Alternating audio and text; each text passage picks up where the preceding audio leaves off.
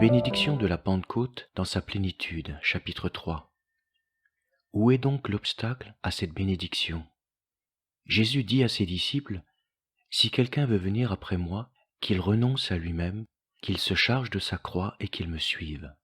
Car celui qui voudra sauver sa vie la perdra, mais celui qui aura perdu sa vie à cause de moi la retrouvera. » Matthieu 16, 24-25. Il en est cependant qui, depuis longtemps, cherchent sincèrement la bénédiction promise, mais sans l'obtenir. Quelle en est donc la raison profonde? On pourrait donner plusieurs réponses, mettre peut-être le doigt sur tel ou tel péché encore toléré, mondanité, manque d'amour, d'humilité, ignorance de ce qu'est la vie victorieuse et autre chose encore. Il peut arriver cependant qu'on ait vainement confessé et délaissé ses manquements, un manque de profondeur. C'est qu'alors il reste encore le principal obstacle, celui qui est la racine de tous les autres, le moi, la vitalité cachée de notre vieille nature. Ce moi se manifestant sous des formes diverses, par exemple la recherche de sa propre satisfaction dans le monde ou dans l'Église, la confiance en soi-même, l'amour des aises, des plaisirs, avoir une bonne opinion de soi. Que l'on cherche sincèrement à obtenir la grande bénédiction de la Pentecôte, et l'on finira bien par découvrir que c'est là le grand obstacle en fait, que l'on n'a pas de pire ennemi que soi-même, et qu'il faut vraiment en finir avec cette vieille nature pour pouvoir être rempli de la vie divine. C'est ce que Jésus donne à entendre à Pierre après sa belle confession de foi, lorsqu'il se regimbe contre la perspective de la croix. Non seulement le Maître doit passer par la mort, mais chacun des disciples est appelé aussi à se charger de sa croix et à faire le sacrifice de sa vie pour suivre le Christ. Ainsi Pierre, qui avait appris du Père à reconnaître en Jésus le Christ, le Fils de Dieu par révélation, devait encore apprendre à le connaître comme le crucifié, comme celui qui donne sa vie. Il ne savait rien encore de la nécessité absolue de l'œuvre de la croix dans sa propre vie. Nombreux sont les chrétiens qui connaissent le Seigneur Jésus comme leur Sauveur et désirent le connaître de mieux en mieux, mais qui ne comprennent pas qu'il faut mourir à eux-mêmes, qu'ils doivent haïr leur propre vie, consentir à la crucifixion de leur moi dans une identification profonde à l'œuvre de Jésus-Christ sur sa croix, avant de pouvoir être remplis de la vie divine. Pourquoi cette redoutable exigence? Tout simplement parce que notre vie propre est si complètement sous le pouvoir du péché et de la mort qu'il n'y a rien d'autre à faire qu'à la renier et à la sacrifier entièrement afin de faire place à la vie de Dieu. N'est-il pas évident que deux choses opposées ne sauraient occuper en même temps la même place? Notre cœur ne saurait être rempli à la fois de la plénitude de la vie divine et de la nôtre. Celle-ci fait donc obstacle à la vie de Dieu. Jésus sera tout pour moi lorsque j'aurai cessé d'être moi-même quelque chose. Que ma vie propre prenne fin et l'Esprit de Jésus m'inondera. Ce point est si important qu'il vaut la peine d'étudier de plus près les principales leçons renfermées dans les paroles du Seigneur sur ce sujet. Premièrement, notre vie naturelle, notre personnalité est entièrement au pouvoir du péché. En créant les anges et l'homme, Dieu leur a donné à chacun une personnalité capable de disposer d'elle-même, afin de pouvoir s'offrir librement à lui, pour qu'à son tour il puisse les remplir de sa vie et de sa gloire. Ce qui est, pour la créature libre, le bonheur suprême, être rempli de la vie et de la perfection de Dieu. Pour les anges comme pour les hommes, la chute ne fut qu'une perversion de leur volonté, de leur vie et de leur personnalité, qui se sont détournés de Dieu parce qu'ils ont voulu se complaire à eux-mêmes, faire leur propre choix, même dans les choses spirituelles. Cette exaltation de leur moi a fait que des anges sont devenus des démons, chassés du ciel et jetés en enfer. Ce même orgueil fut aussi l'infernal venin répandu par le serpent dans le cœur d'Ève. Ainsi, l'homme s'est détourné de Dieu pour trouver son plaisir en lui-même et dans le monde. Sa vie même a été dès lors de se chercher lui-même, de se satisfaire lui-même. Voilà pourquoi il lui faut maintenant haïr sa vie, la renier jusque dans ses moindres détails, pour que la vraie vie, la vie divine, puisse devenir son partage et pénétrer sa personnalité tout entière. Ce qui manque à bien des chrétiens, c'est cette conviction profonde de la corruption si totale de notre nature. Sans nous en douter, tout en étant des croyants engagés, nous nous cherchons encore nous-mêmes, et nous cherchons auprès de Dieu notre propre satisfaction. Ces chrétiens-là trouvent que c'est exagéré d'affirmer que l'esprit de renoncement doit s'étendre à tous les domaines de notre vie, et que le Saint-Esprit doit pouvoir sanctifier tous les mouvements de notre cœur. Jamais, cependant, le Seigneur n'a retiré cette parole en Luc 14, 33. Quiconque d'entre vous ne renonce pas à tout ce qu'il possède ne peut pas être mon disciple. Sous-entendu, il ne peut me suivre et me ressembler. Deuxièmement, notre vie propre doit être entièrement mise de côté pour faire face à la vie de Dieu. C'est ce qu'on ne comprend guère au moment de la conversion lorsque nous sommes tout feu tout flamme, et aussi par manque d'enseignement. La semence de la vie nouvelle germe dans le cœur qui déborde encore de notre ancienne vie naturelle. Nous l'avons vu à propos de Pierre, disciple sincère, certes, mais combien novice, inachevé et charnel. Quand son maître va à la mort, il le renie, au lieu de se renier lui-même, c'est-à-dire de renier ses propres pensées. Mais ce fut cette douloureuse chute qui l'amena enfin à comprendre cette réalité et à désespérer de lui-même. Ceci le préparera par ses larmes amères à lâcher entièrement sa propre vie pour être abondamment rempli de la vie de Jésus. C'est là qu'il nous faut tous en venir. Tant qu'on s'imagine avoir le droit de suivre nos propres impulsions à propos de notre vie spirituelle, de notre vie d'église, de notre emploi du temps ou de l'argent, de la façon de penser ou de parler des autres gens, aussi longtemps que nous nous donnons le droit de vivre pour nous-mêmes et de garder notre vieille nature comme référente à tous nos choix, on ne saurait prétendre à la plénitude de la bénédiction de la Pentecôte. C'est un sujet très grave. Mes bien-aimés, quelle chose inexprimablement sainte et glorieuse qu'un homme puisse être rempli de l'Esprit de Dieu. Il est évident que ce n'est possible que si le premier occupant du cœur, c'est-à-dire son maître actuel, le moi, en est expulsé, et que si tout ce qui s'y trouve est livré entre les mains sanctifiantes de l'Esprit de Dieu.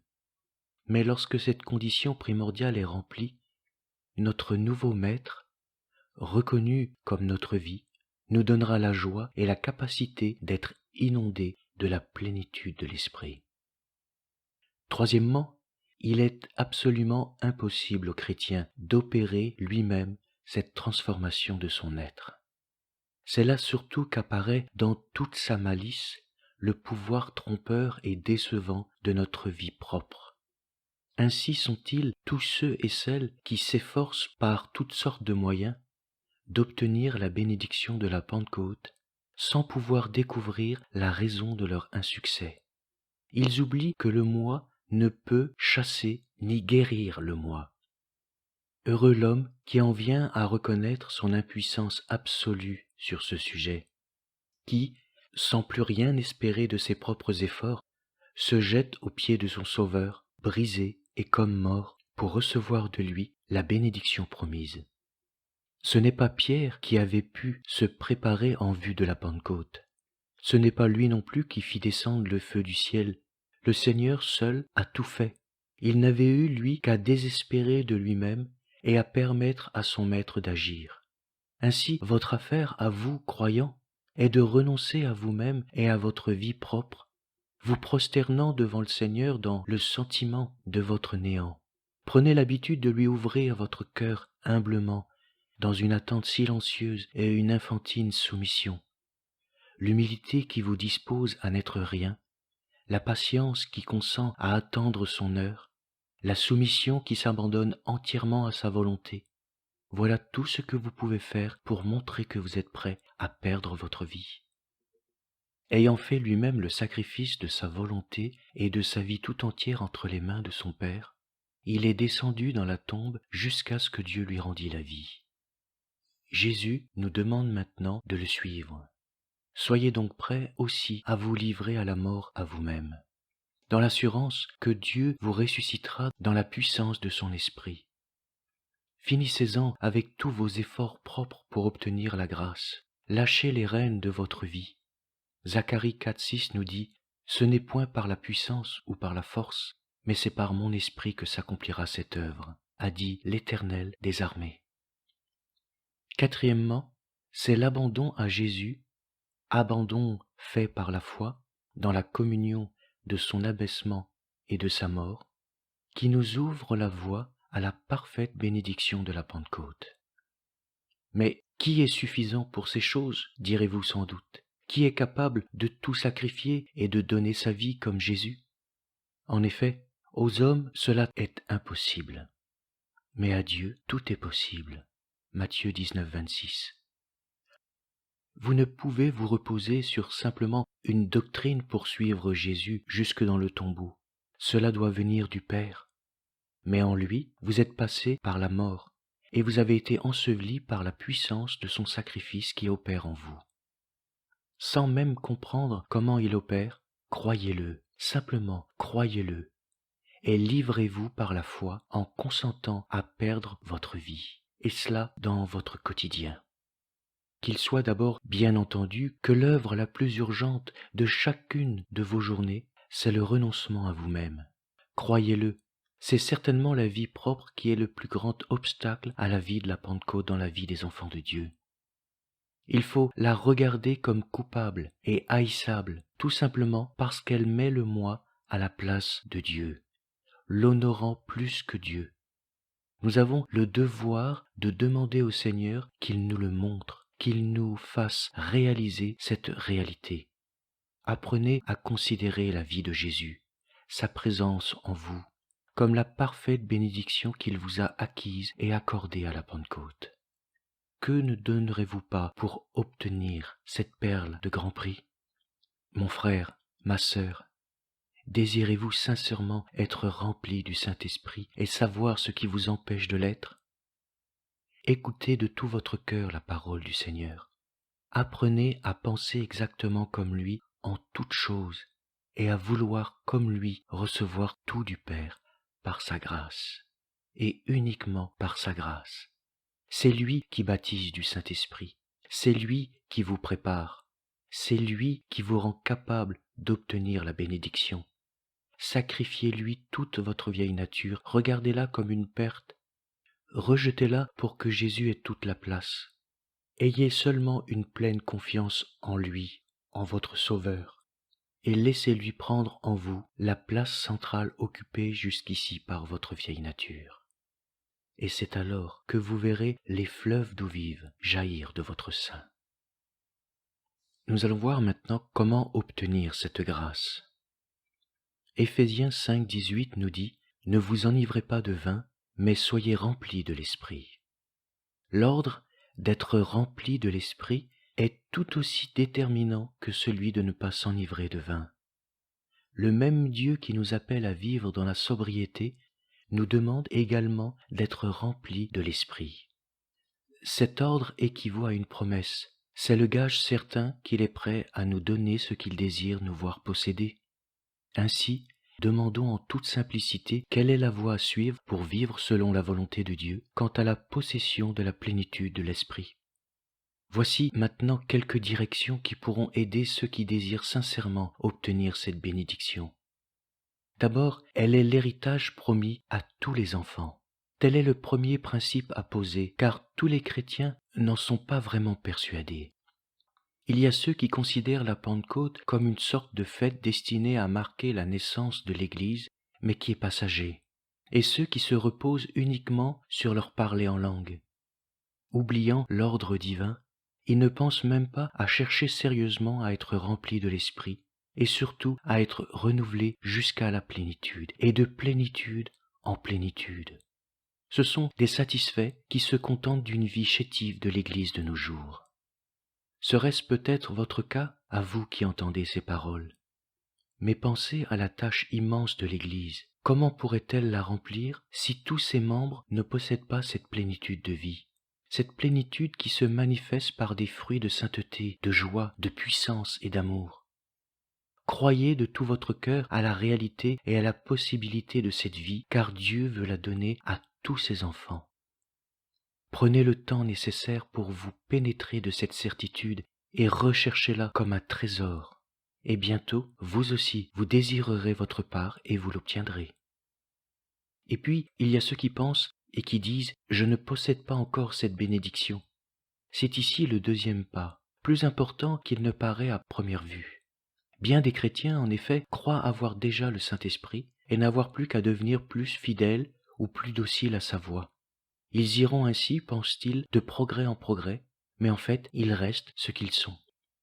Ce qu'il faut à ces âmes, au contraire, dans ma conviction, c'est une guérison aussi divine et aussi radicale que celle des aveugles et des boiteux guéris jadis par le Seigneur. Or, il n'y a pas de guérison possible tant qu'on ne se croit pas malade. Il faut donc que ces âmes arrivent à sentir ce qui leur manque pour assiéger le trône de la grâce. Lorsqu'elles s'en rendront clairement compte, elles comprendront aussi qu'elles doivent reconnaître la culpabilité de leur état. Elles verront que si elles n'ont pas obéi à l'ordre d'être remplies de l'esprit, c'est par paresse ou par ignorance, par bonne opinion d'elles-mêmes ou par incrédulité. Il faut qu'elles en viennent à avouer avec humilité qu'elles ont méprisé le don de Dieu, alors elles le rechercheront de tout leur cœur. Il faut ensuite arriver à dire « Cette grâce est aussi pour moi ». À côté de ceux qui pensent qu'elle n'était destinée qu'à l'Église primitive, il en est qui la croient réservée à quelques chrétiens éminents, à ceux qui disposent de beaucoup de loisirs, à ceux qui sont appelés au ministère. Aussi s'estiment-ils en bonne conscience d'être dispensés de chercher à atteindre un idéal irréalisable pour le commun des mortels. Cette promesse, se disent-ils, n'est pas pour eux. Ne vous laissez pas séduire par ces pensées. Le corps ne peut être en santé que si tous les membres, jusqu'aux plus insignifiants d'entre eux, sont en bon état. Or, pour le corps de Christ, la santé, c'est la plénitude de l'esprit. Il n'y a pas de membre, si chétif soit-il, qui ne puisse être rempli de l'esprit. Dieu ne fait point d'exception ni de différence. Il y a des dons divers, des circonstances diverses, certes, mais dans son amour sans bornes, le Père désire voir tous ses enfants jouir de la santé et surtout de la plénitude de son esprit. Apprenez donc à redire avec conviction « Cette grâce est pour moi ». Le Père désire me posséder entièrement pour me remplir de son esprit, de sa nature. Je ne veux plus mépriser mon droit filial. Quatrièmement, d'autres peuvent penser aussi, ce n'est pas par mes propres forces que je puis saisir cette bénédiction. Quand on a résolu de l'obtenir, on commence ordinairement par faire toute espèce d'effort pour conquérir la foi, l'obéissance, l'humilité, la soumission. Et comme on n'aboutit pas, si l'on ne cède pas au découragement, on redouble alors d'efforts. Les résultats sont différents de ceux qu'on attendait, ce sont généralement des échecs. Cette lutte désespérée, comme celle de l'homme sous la loi, nous révèle notre impuissance totale et nous amène à donner à Dieu la place qui lui est due, et à attendre de lui seul la grâce désirée. Elle est en effet un don surnaturel, un miracle opéré par Dieu dans l'âme. Comme la vie manifestée en Jésus-Christ, dont le germe fut déposé par le Saint-Esprit, ou comme cette vie nouvelle qui fut communiquée au matin de Pâques au cadavre de Jésus, de même que Christ dut passer par une mort totale avant de recevoir une vie nouvelle de résurrection, il faut aussi que le croyant abandonne toute confiance en lui-même pour recevoir cette bénédiction comme un pur don de la toute-puissance divine. Il nous faut désirer cette œuvre, et Dieu alors l'accomplira. Cinquièmement, il faut qu'à tout prix j'obtienne cette grâce. Dans la parabole de Matthieu 13, 46, le marchand ne put obtenir la perle de grand prix qu'en vendant tout ce qu'il avait.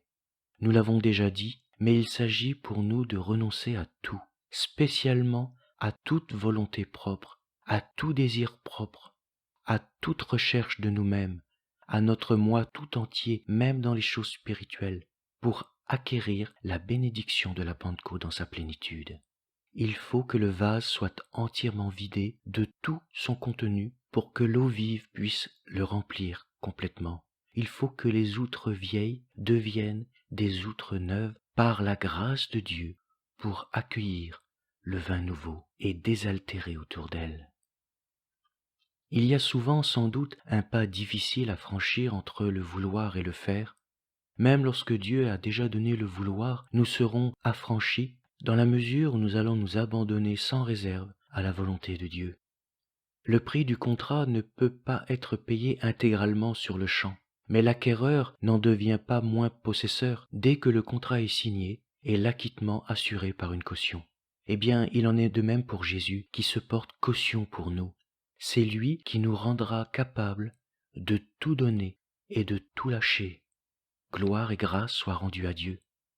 Persévérez donc devant Dieu, en affirmant avec confiance votre résolution d'acquérir la perle de grand prix, de l'acquérir coûte que coûte, et votre ferme assurance de l'obtenir. Sixièmement, il nous faut croire que Dieu accepte l'offrande vivante de tout notre être, et qu'il nous accorde cette bénédiction. Alors, je me l'approprie par la foi. Il y a une grande différence entre l'appropriation par la foi d'une grâce et l'expérience qu'on pourra en faire.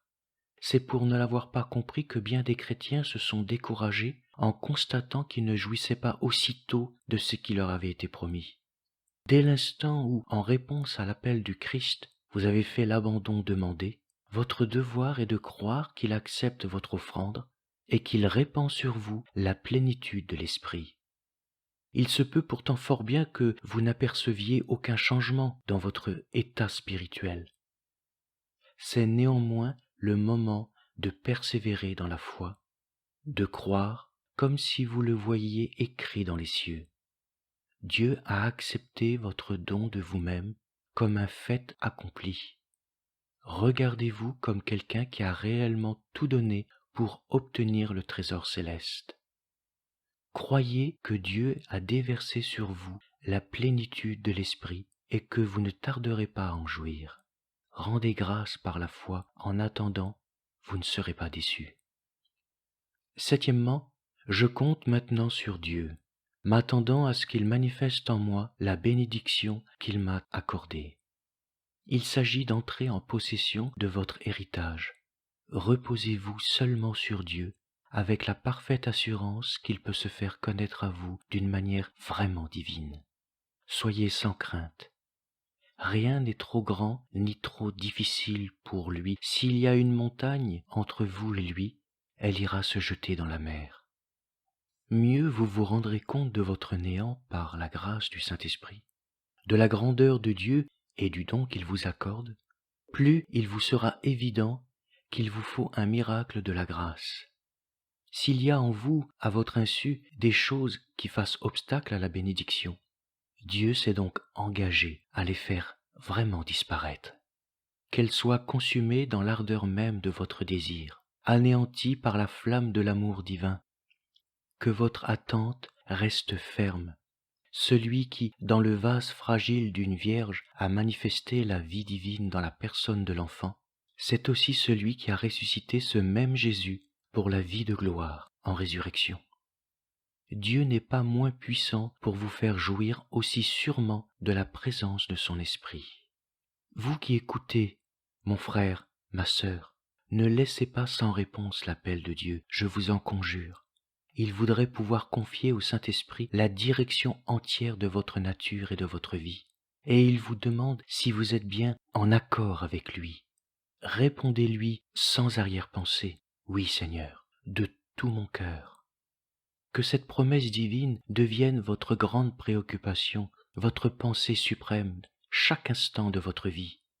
Ne vous bornez pas à en faire juste un sujet de prière, qu'il y ait entre vous et Dieu un pacte précis sur lequel il n'y a pas à revenir en arrière. Faites cela aujourd'hui même. Qu'est-ce qui l'en empêche? 2 Corinthiens 6,2 nous dit « Voici maintenant le temps favorable. » Attendez avec une foi inébranlable le miracle de la toute-puissance de Dieu. Ne vous arrêtez pas d'espérer, de rechercher. Vous verrez alors à quel point il est nécessaire que votre cœur soit vidé de tout ce qui s'oppose à l'esprit, délivré de toute chaîne, pour que Christ demeure en vous. La bénédiction de la plénitude de la Pentecôte vous sera alors certainement accordée. Amen.